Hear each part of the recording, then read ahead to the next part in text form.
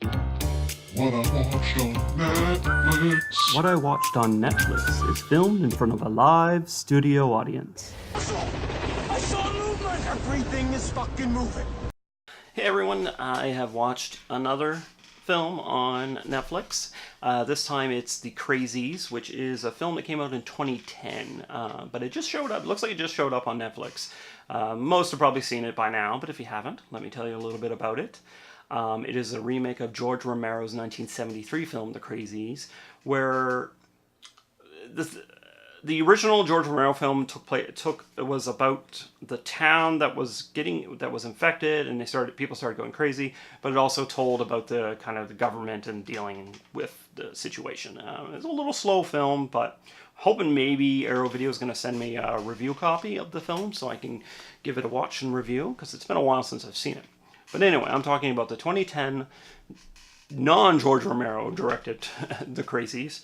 It is directed by, let me see here, it's Breck Eisner, who hasn't done much lately. The Brave, yeah, he hasn't really done much. But The Crazy stars Timothy Olyphant, I never can say that guy's name, I can't. Radha Mitchell, who was in Silent Hill. Danielle Panabaker, who was in the Friday the 13th remake. There's a few other people, blah, blah, blah, who cares. Joe Anderson's not okay. So, the film, The Crazies, basically it's the similar premise to the original. All of a sudden, people start acting a little weird in the town of Ogden March. Say, at the football field, or baseball field, a guy comes onto the field with a shotgun, and he's acting all strange.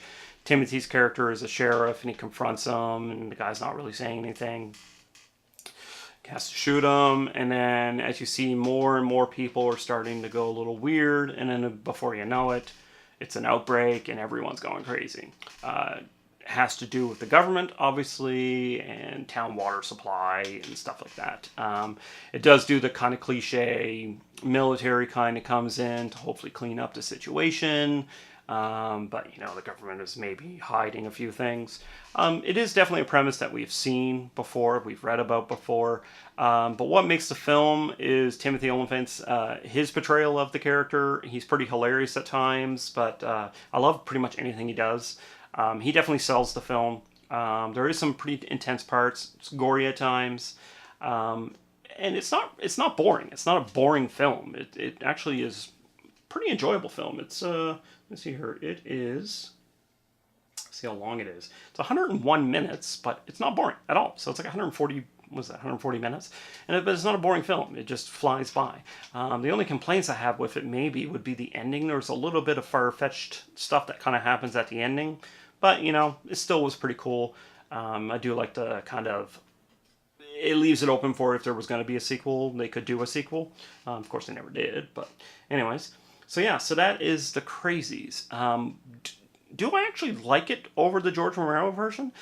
Like I said, it's been a while since I've seen the George Romero version. I remember watching it and not being super entertained. I found it a little slow, but I would like to go back and give it a watch first before I give any sort of judgment as to whether the remake is better than this version. As for just the remake, I definitely recommend checking it out if you haven't seen it. If you like kind of like a fast-paced, it's not highbrow horror or anything like that. It has some fun performances. It has some pretty good violent stuff in it. It's just a really good, it's a fun, good horror film. So I definitely recommend checking it out if you haven't. So that's The Crazies Remake 2010 on Netflix. Thanks for watching.